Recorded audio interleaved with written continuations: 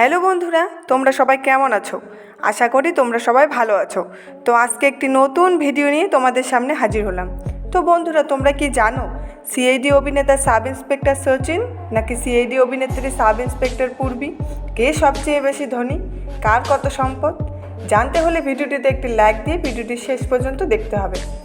তো বন্ধুরা, প্রথমে আমরা জানবো সিআইডি অভিনেতা সাব ইন্সপেক্টর সচিনের সম্পর্কে। সচিনের আসল নাম হচ্ছে ঋষিকেশ পান্ডে।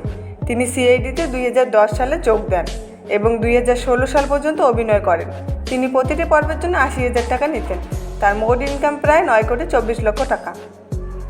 তো বন্ধুরা, এখন আমরা জানবো সিআইডি অভিনেত্রী সাব ইন্সপেক্টর পূর্বী সম্পর্কে। পূর্বীর আসল নাম হচ্ছে আনসা সাইদ। তিনি 2011 সালে সিআইডিতে যোগ দেন এবং 2018 সাল পর্যন্ত অভিনয় করেন। তিনি প্রতিটি পর্বের জন্য 50 থেকে 60,000 টাকা নিতেন। তার মোট ইনকাম প্রায় 4,50,00,000 টাকা।